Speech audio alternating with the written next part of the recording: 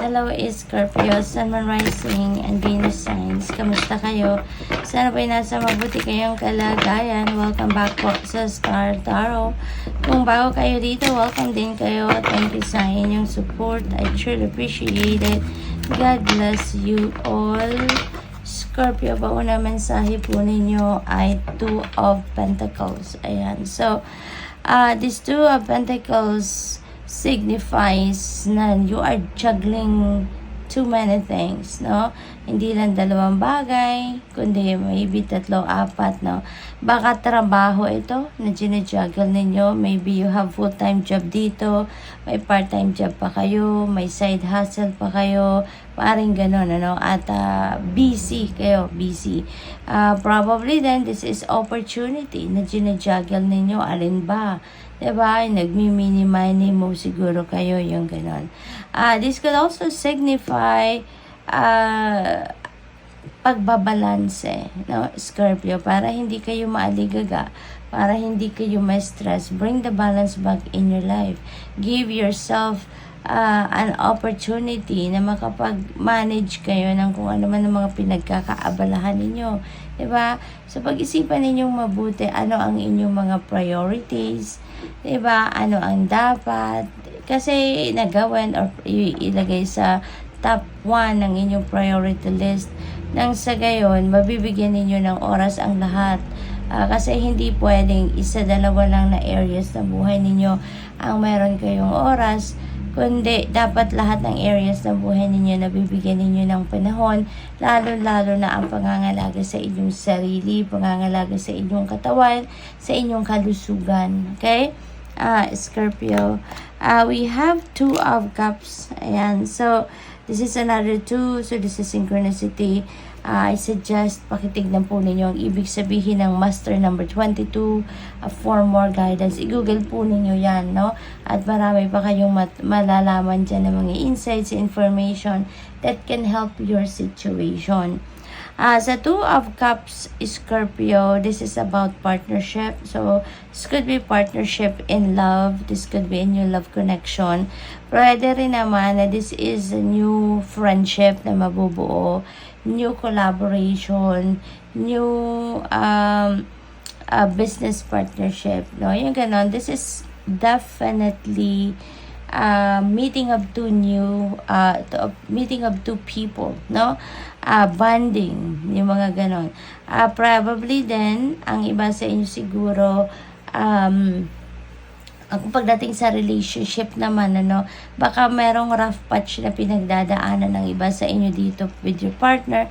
And with this energy, ibig sabihin niya na magkakausap na kayo, no? Maaari magkausap na kayo at mapatch up nyo na kung ano man ang hindi ninyo pagkakaintindihan, ano? What else? We have the Devil energy. This is Capricorn energy. So, Scorpio, baka yung person that you are dealing with is a Capricorn, no? Baka Capricorn person ito. Or baka, pwede rin na baka kayo yung merong Capricorn placement sa iyong chart. We have Four of Pentacles. This is about taking control of your money. Okay? This is about taking control of your money. Kasi baka hindi na ninyo na ma-manage na maayos ang inyong pera.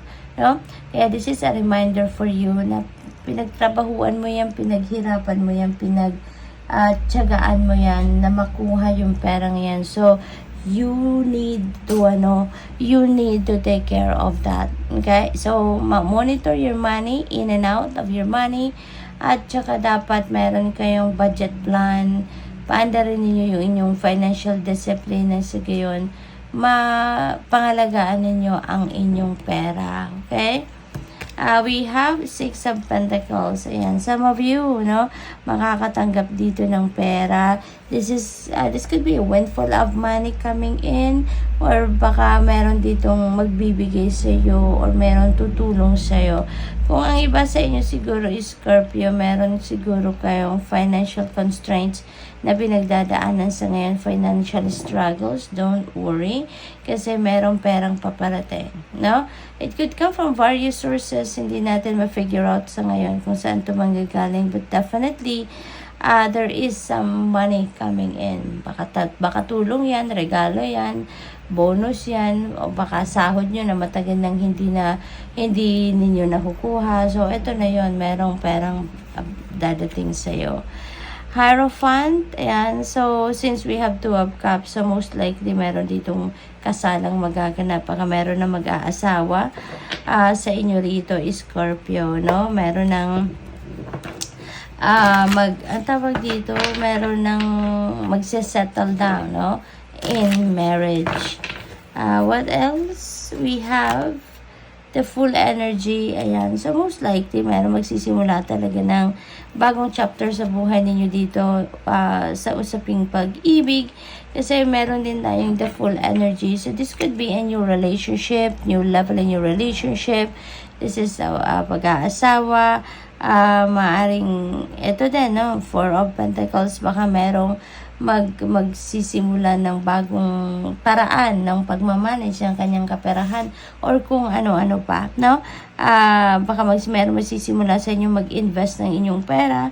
So, whatever this is, this is you taking an adventure. This is you taking risk, no? Sa ngayon, maybe you are coming out of your comfort zone din dito sa kung ano man ang gagawin ninyo. This is totally different, no? Sa dati ninyong mga ginagawa. We have 7 of Cups. Ayan, maraming opportunities ang parating sa inyo. Kaya maaaring hindi lang isa, no? Hindi lang isa. O kundi 2 or 3 or more than pa doon sa kung ano yung dito sa mga i-offer sa'yo. Baka you're going to take advantage of more than one opportunity rito. So, good luck, Scorpio. That's all I have for you for today. Thank you for watching. Love and light. Namaste.